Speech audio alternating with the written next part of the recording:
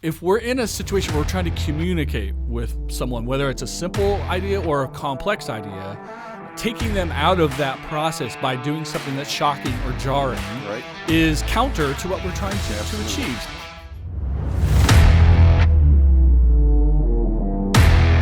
Welcome to the Golden Group Neo Marketing Podcast, a bi-weekly discussion of best practices, latest trends, and modern techniques for professional business communication, including advertising, marketing, digital channels, social media, public relations, and alternative options.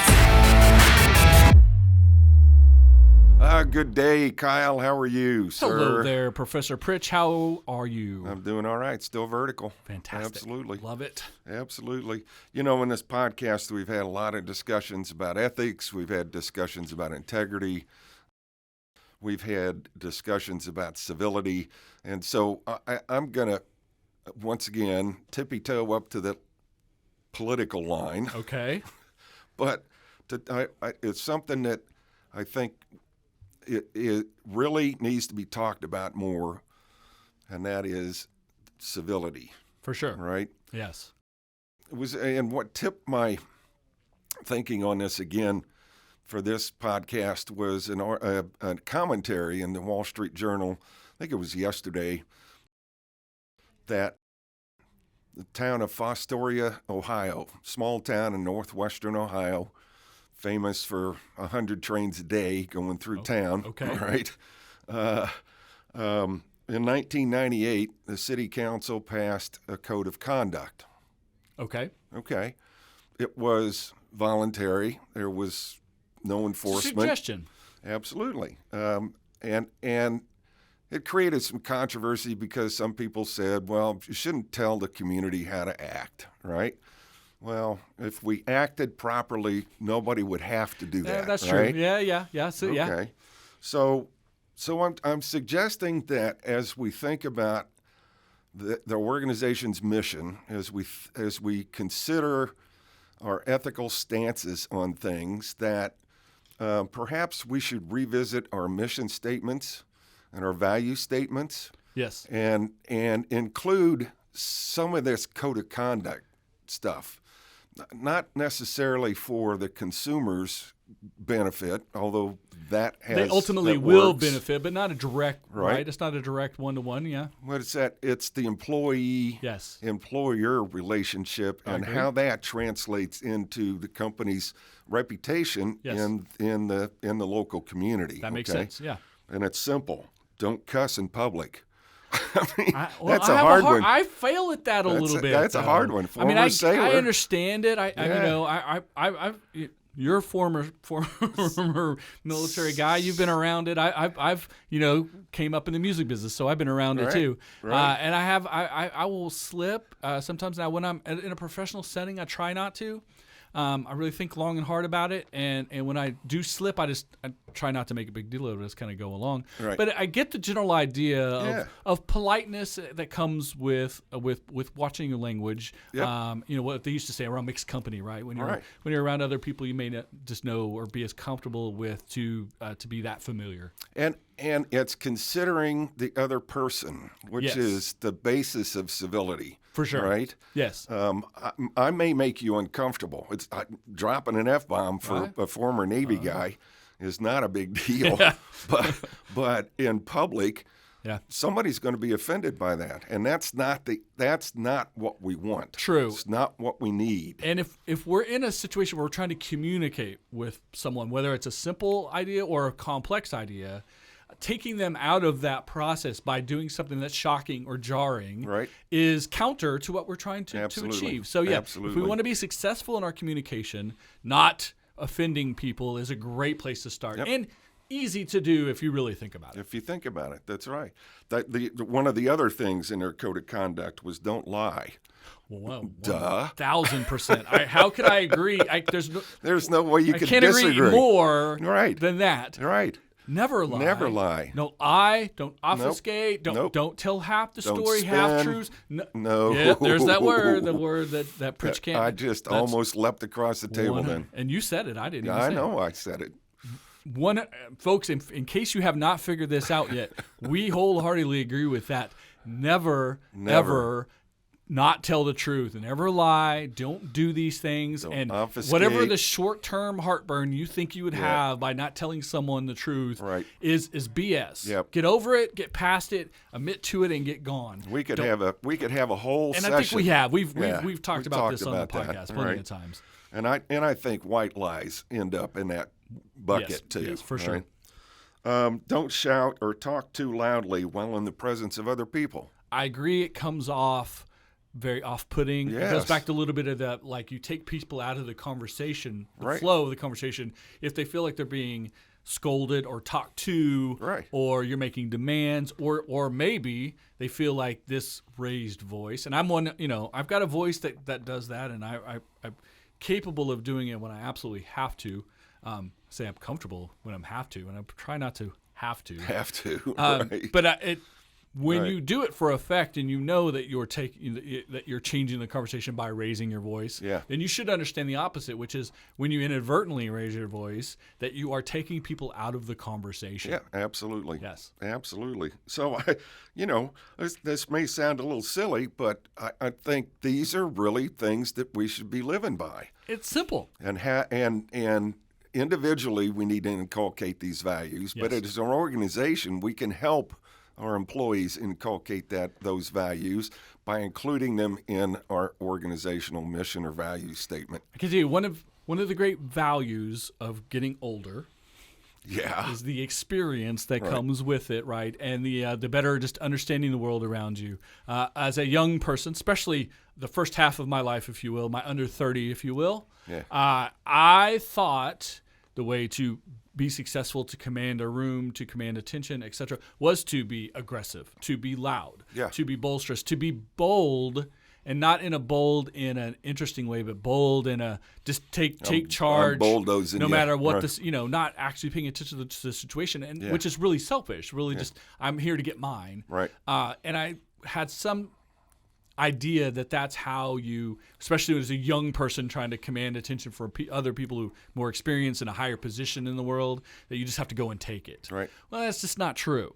Yep. The older I get, the less I rely on those things, the less I respect it when other people do it to me as well. Yeah. And now, understanding, again, going back to the communication flow, the process itself, being within it, being collaborative, being back and forth, not about I need my 100%, but I need to give you 51% so that you can give back 49 to me and we can meet in the middle. Right. That is where real value happens, as opposed to coming in and taking and doing these things, being rude, saying words that would offend people, raising your voice. It just is counter to the process of communicating and collaborating. Absolutely. And how many times have we talked about communication and collaboration on this podcast in a positive way? We think that's some of the keys to success. Absolutely. Huge keys. It's absolutely necessary. Absolutely. There are a couple others that aren't especially radical. We've already talked about this one. At all times and in all situations, try to do what is right and try to help others. Ethics. That's the Hippocratic morals. Oath. It is integrity. Right? We have talked about it. The last episode was all about integrity and ethics. And again, no one ever failed by holding themselves to a high ethical standard, and there's no way to sustain unethical shortcuts. Right. Accompanying that particular one in this code of conduct was, at all times and in all situations, try to avoid doing wrong. Simple. And try not to hurt others. This goes back to not lying. Right. Don't lie, because lying is wrong. Well, and that's the golden rule, right? Yes. Do unto others as you would have them do unto you. Right. Put yourself in their shoes. Yep. If you don't appreciate it when people do that to you, don't do it to someone else. Absolutely. And it leaves you with that kind of scummy feeling, right? When you do something like that. Sometimes if you kind of accidentally wander into these things, you do on retrospect, I kind of owe them an apology now. I think I went across the line. Yep. Some of the other things, tossing candy wrappers on someone's lawn is unmannerly. I love like that word, unmannerly. I like it, yes. So it's based upon respect for others, and I think that we as a nation, as a society, have really kind of lost touch of that right now. We are so polarized. Here I'm sneaking up to the line, right? We are so polarized, and the conversations are filled with invective and you know, identity politics. I mean, we've lost sight. For sure. We've lost sight. The one thing we can all agree on is this toxic idea is an environment that has been created around the political system and around how ugly that has all gotten, I think, without a doubt. Absolutely. It also, though, reminds me of a little bit of advice from Gary Vaynerchuk a few years ago. Right. Gary V had a great, in fact, I think he did a whole specific podcast and video on this. You can't have the tallest building in the town by tearing everyone else's down. Right. That's a great quote. It's a great, it right? Is, it's absolutely a great metaphor for you have to build your building. You have to build your business, build your reputation, build your brand, build all the things that you have control over. You have to build, you have to grow, you have to develop, you have to keep pushing in a positive way. You can't win by tearing everyone else down. Right. By whether it's talking poorly about them or, throwing your wrappers on their lawn, if you will. Right. It could be something as simple as disrespectful. Right. Or unmannerly. Right. But then it leads to active sabotage and literally trying to tear other people down. And you don't need to win in life and win in business. You don't need to tear anyone else down. You just need to build up what you have. Absolutely. Absolutely. Name calling. I mean, look at road rage and how that's exploded today, right? But these are simple things that we can do easily as individuals, that as individuals in an organization can lift the organization up.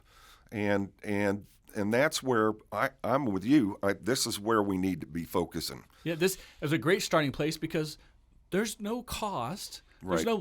There's no loss. There's very little effort. It really is just thinking about it and having discussions about it and then putting into practice. Treat people the way you would like to be treated. Be a good person. And the benefit that can come from it. So all benefit, no negative. Why wouldn't you? Yep. I just said no. I just did a double. I just said a double. Without negative. No downside. No downside. No downside. There you go. There we go.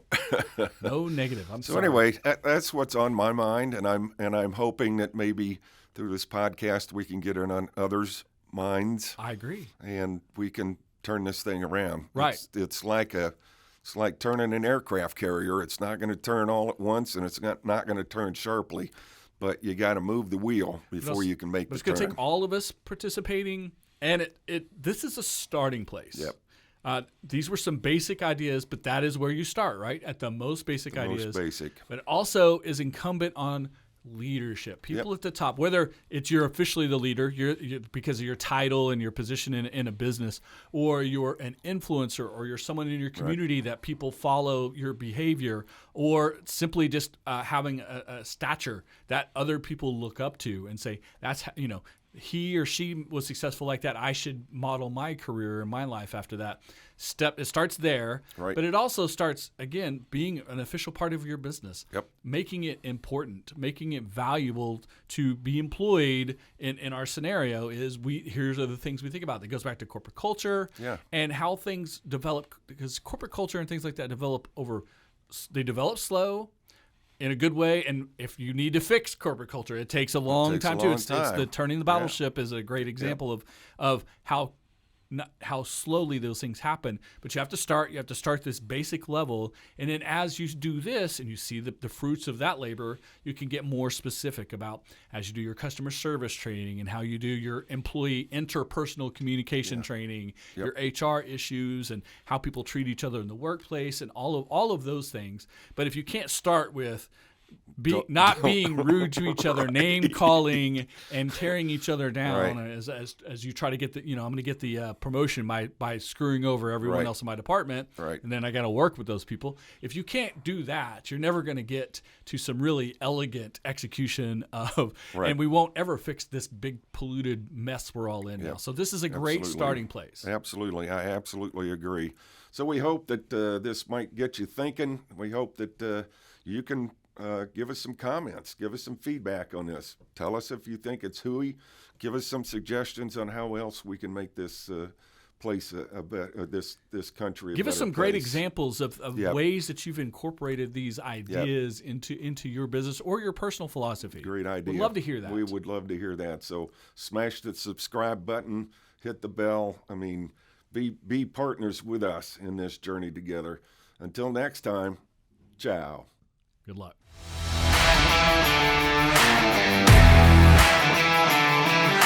This has been the Golden Group Neo Marketing Podcast. Make sure to subscribe so you never miss an episode.